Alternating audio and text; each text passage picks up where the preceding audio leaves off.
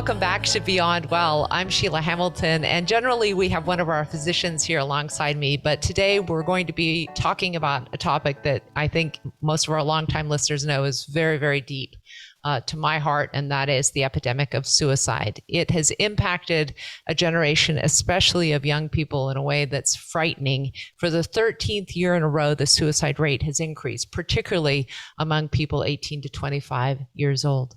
Ivan Maisel lost his only son, Max, to suicide, and it's the kind of tragedy that seems impossible to understand or to explain.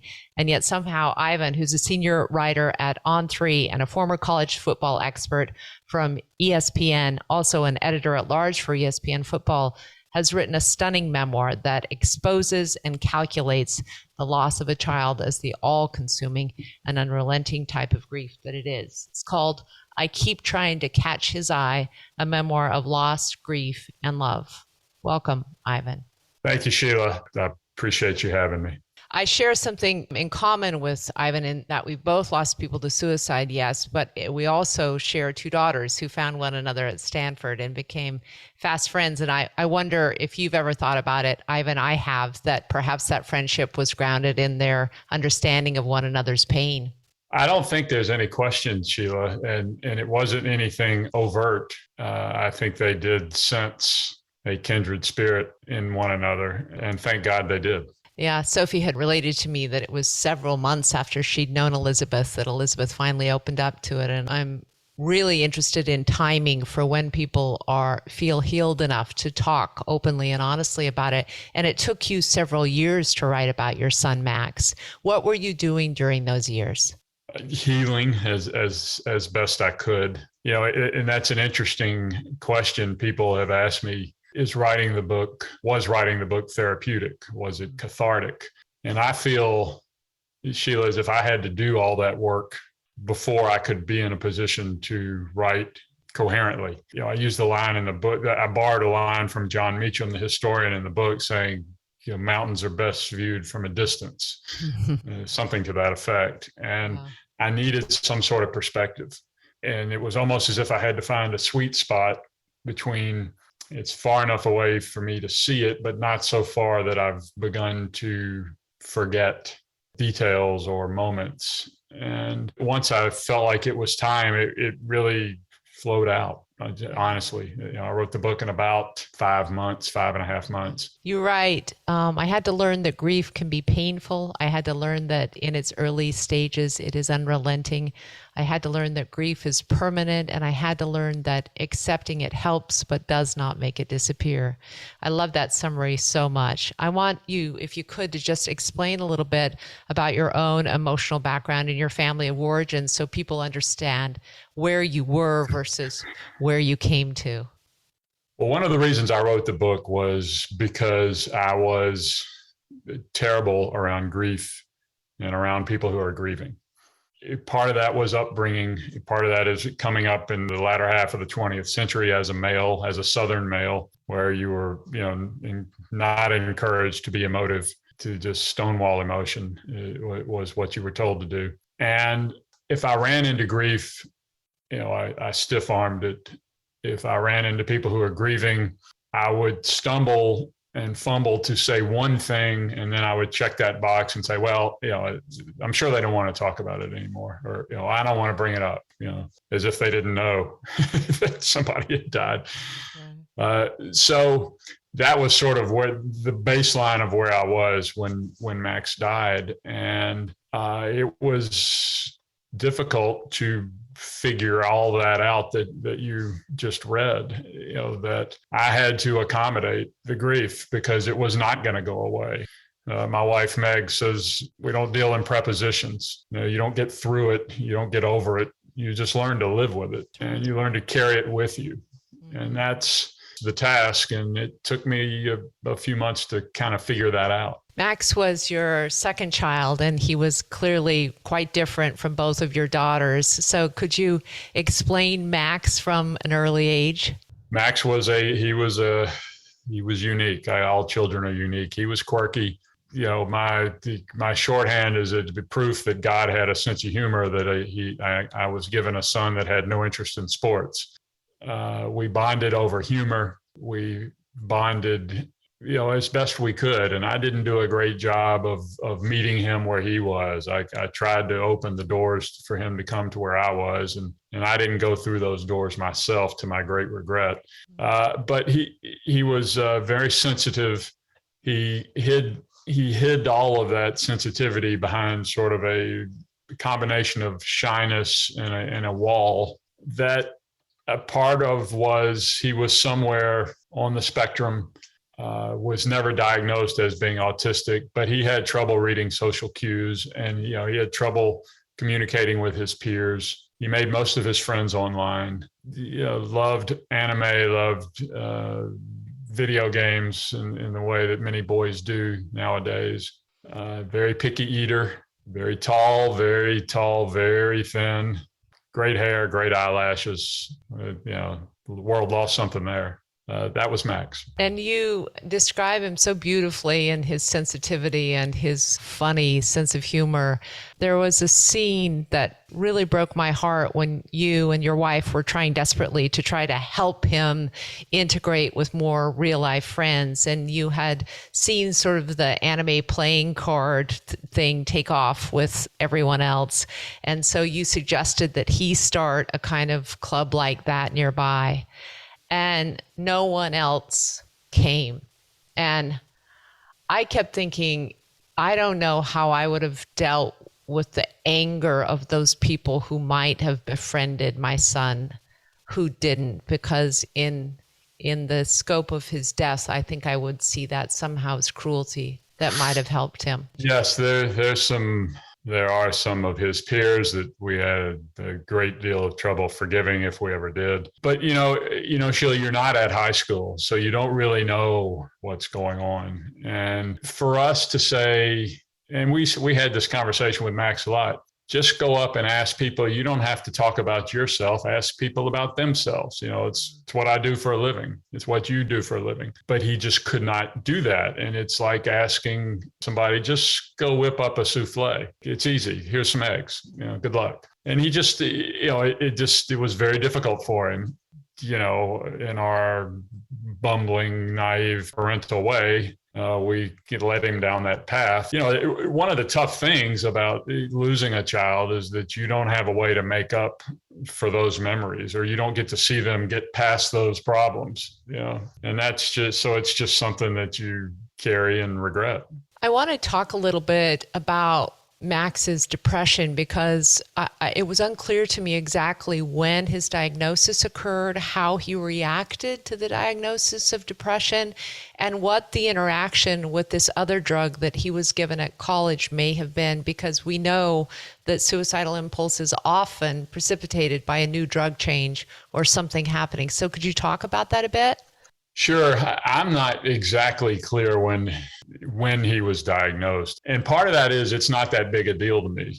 Depression, I was diagnosed with depression at one point, and I took medication and went to therapy. I still go to therapy. So I didn't really blink when he was diagnosed. I know he was in the used mental health services at RIT from the time he got there. And he was taking a rather heavy dose of medication, and Max was a photographer. He was a photography major. And one of the side effects of the medication he was taking was he began to have hand tremors. He was a photographer. So he was prescribed something in January of 2015 to hopefully quiet the tremors. And there is anecdotal evidence that in some patients, the two medications he was on don't mix very well. I don't know I can't point to that was it. I think there were a lot of things that he began to spiral, and they all just made the slide faster and slicker.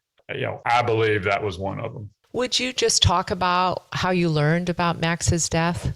Sure. It was a Monday night in February of 2015, which on the East Coast was, and in New England specifically, just one of those once every 10 to 15 year winters, unrelentingly bad. And Rochester is RIT, Rochester, New York, being on the shores of Lake Ontario is even worse. And we just had a lot of snow, a lot of cold. I think the night he died, the temperature was around zero. I got a phone call on a Monday night from a sheriff in Monroe County, where Rochester is. And he asked for Meg because the car Max had at school was registered to Meg, and she was not home. And, this is Ivan Maisel, Max's dad. How can I help you? He said, well, his car is parked at the park at Lake Ontario, which I knew right where it was. It was a mile away from where we have gone every summer to visit family. And, someone saw him walk toward the pier 24 hours ago and did not see him come back. And we were called, and we're unable to find him. Have you heard from him? No. I knew at that point, Sheila, he was gone. Meg, my wife, his mom, thought, well, surely this is some sort of miscommunication or he's just out of pocket. But I just knew it. Logic gave only one conclusion. So that was Monday night. We drove to Rochester Tuesday, and it became clear over the course of the week that he was gone. And it was a 3-week period before they actually found his body. No. They searched Lake Ontario for 3 weeks unsuccessfully. And they finally said, we're going to have to let nature help us find him. And if that happens, and we didn't really know, and it was 8 weeks before the water was warm enough for his body to surface. And some poor fisherman in the middle of April happened upon his body. I'm wondering, Ivan, if you take a moment, I would love for you to read page 66, where you say, by not being secretive, we didn't act as if Max's death deserved secrecy down to ended his life. Okay, sure. I think this is probably one of the most important pages in your entire book for people to understand about the importance of honesty after someone dies by suicide. By not being secretive, we didn't add to our considerable burden. By not being secretive, we didn't act as if Max's death deserved secrecy. The first rule of stigma is that it's a badge of something to which you don't want to be attached. By not being secretive, if someone thought Max's death was shameful, or if someone didn't want to participate in a conversation about Max, that would be their burden. I hope that's not inconsiderate. I don't mean it that way. To this day, I don't broadcast how my son died. I don't shy away from it either. I play a lot of golf, and invariably, when playing with someone I don't know well, the conversation on the walk down the fairway turns to children. How many kids do you have? I make sure to modulate my tone. I don't mumble. I don't speak with an air of apology for answering an unloaded question with an emotional blast. The only hurt I suffer is that I don't answer, as I did for 21 years, in chronological order. We have 2 girls, 29 and 24, I say, and our son died 6 years ago. He was 21, a junior in college. He went into a spiral, and we didn't know it, and he ended his life. The reason that I think that is such a brilliant and honest part of your book is because I think that in addition to the complicated nature of grieving someone who dies by suicide, beginning to tell the story is very, very tricky. You don't want to go to a cocktail party and have to have that conversation. And yet, in order to actually come to terms with a person's suicide, that's exactly the way you have to respond. And I'm wondering if you had any missteps where you weren't describing that way, where you weren't talking about what happened, and then you began to feel the specter of fraud that I felt when I wasn't actually telling the truth about what had happened because I just didn't want to go into it. I did not, Sheila. And the reason I didn't is I decided that first week when we were all, my entire family and Meg's entire family, we all gathered in Rochester. The police originally said, we're not going to label this a suicide until the evidence tells us that. And it took them about 3 days of doing forensic work on his credit card to figure out, there's some circumstantial evidence. And I decided I was going to tell our families that. And the reason I did it was I had trouble putting one foot in front of the other. I lost 8 pounds that first week. I wasn't eating. I didn't want to have to keep in a roll call in my head of who I was telling what. And as I just read, if that made whoever I said it to uncomfortable, that was not my issue. That sounds like a jerk, I've already read all that. I really did it out of self-preservation. It was just easier for me to be honest. I think that one of the reasons we're continuing to see the suicide rate increase is that the people who are survivors of suicide loss actually haven't come to that conclusion. That the stigma is created by the secrecy and shame that surrounds mental illness, that it's perpetuated when someone dies by suicide, and then there's this uncomfortable, untruthful nature of how they died. And that if we began to actually put it out there in the public realm as the public health crisis that it is, rather than this shameful thing, how much we could really move the needle. So I just appreciate that so much. And it was just completely born of instinct, it sounds like. It's incredible. I didn't do it out of any sort of, at least at the outset, out of a crusade. The one parallel I kept thinking is that in my parents' generation, people didn't talk about cancer out loud. That's right. It like there was some sort of stigma attached to having cancer. And now, everybody recognizes that it's an awful disease and there are billions of dollars being directed to fix it, cure it. And, maybe, we could do that same sort of thing with mental illness. You have such a huge following. When I told my partner that I was interviewing you, I think it's the most excited he's been. And I've interviewed presidents and Madonna and all kinds of rock stars. But because you were on ESPN for so long as the college football expert, I'm wondering how those particular fans have reacted to your willingness to be so open about this really painful topic. I'd say 99% plus have been supportive and appreciative. I can think really of one just mean, bad tweet. And obviously that's the one you think of, right? But yeah. And I did take a picture of it because I wanted to have it. But just countless people, both in the industry, coaches, administrators, and fans have just been very nice and very supportive. And I appreciated it then and now. How often are you thinking about, now that you have high profile athletes like Naomi Osaka and, many others coming forward and saying, I'm suffering right now, I'm stepping back from this.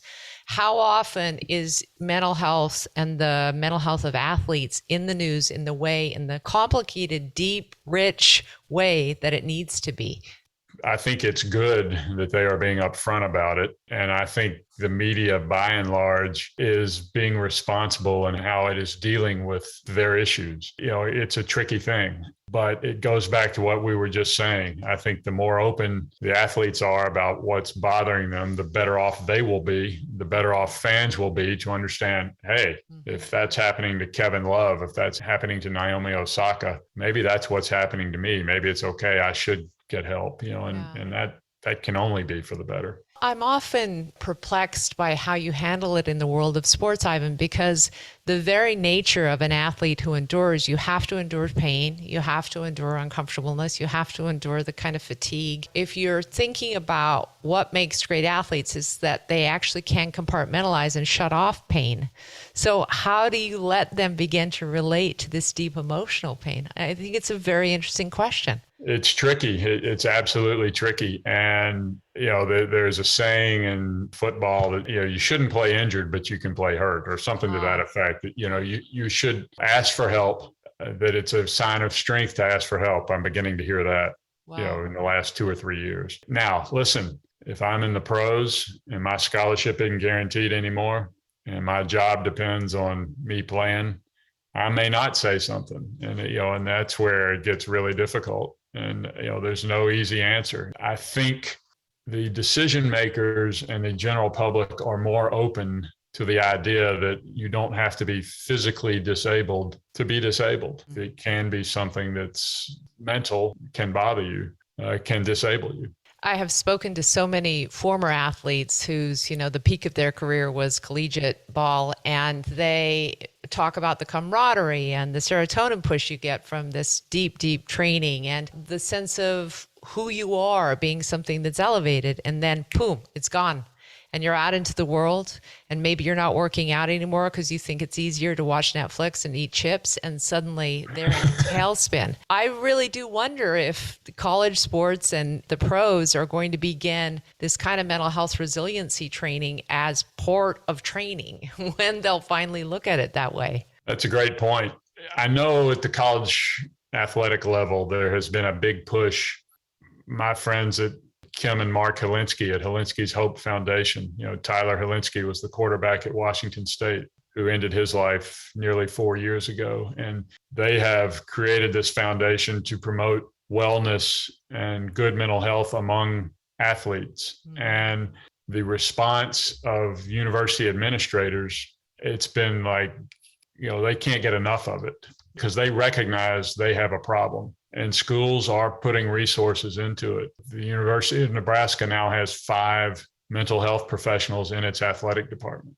That 10 years ago would have been unheard of. And 30 years ago, they would have said, get out of here, get tough. It's progress. They're trying. I want to just return to the book if we could for a minute. When there is any kind of new trauma in a person's life, there's always this sort of echo of our biggest traumas, the echo of our biggest grief. And I was wondering if during the pandemic and during your departure from ESPN, all of the Max stuff came right back up to the surface for you again because of that echo of grief.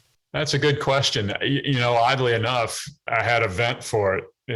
Well, let me start by saying, when ESPN called me, it'll be a year ago next month, to say they weren't renewing my contract, was not the worst thing that had ever happened to me. So in that sense, Max has provided me perspective about a lot of things. And then once the pandemic hit, was right about when I was shaping the proposal to write the book. So when everything shut down, I had a project to work on. And it's really remarkable how that sequence of events took place. But the pandemic hit in March, June 1st, I think I signed my contract to write the book. So right there, March, April, May, I was trying to sell the proposal. And then from June on is, when I really wrote the book in earnest. I want to just quote again, your writing is just so beautiful. I wish I'd watched you more on ESPN so I know how you... Well, I wasn't on TV a lot, but I'm working now at on3.com, so I'm writing there. So yeah. It's a riddle answered only by feel. This is an elevated form of grieving. You must calculate how much of you to leave behind, how much of him to bring with you. All these words just got me. And how to carry forward while maintaining balance and nimbleness. I often think about this because grief is always in proportion to how much we love the person, right? And that you never really recover from it. But how much of your waking hours do you allow yourself to think about your son? And how much of it do you put towards your work? And how do you ever manage the days when you can't stop thinking of your son? I decided pretty early on, as you read, that, I couldn't stay where he was. And that if I tried, I was just going to lose, not only would I have lost Max, but I would have lost whatever I was going to miss by being in the cocoon that I was, what I had left of Max. So I just decided that I was going to keep going. And the one thing I think that really helped me was this concept of grief as love. To me, it sort of dawned on me there was a parallel between how much I grieved Max and how much I loved Max, and that this grief was really just the form that my love took for him after he died. And that allowed me, as someone who wanted nothing to do with grief before Max died, or the grieving, to let it wash over me and let it happen, and to get it out and to bring it with me. All the little tricks you play in your head to try to make sense of what your life has become. And that's really, Sheila, that's what I decided, that I couldn't stay where he was. And, there are times when I think of him and I'm overwhelmed, but I understand that those feelings are temporal, they're temporary. And I just sort of don't fight them, let it happen, and then keep going. There's a quote in my book that I have the same strategy, and mine was always around look to the living, love them, and hold on. And I know that, Yes. Your daughter, Elizabeth, and Sarah are both examples of you continuing to look to the living, and the love that you put into this book is obviously part of that decision, Ivan. So I thank you so much. Thank you.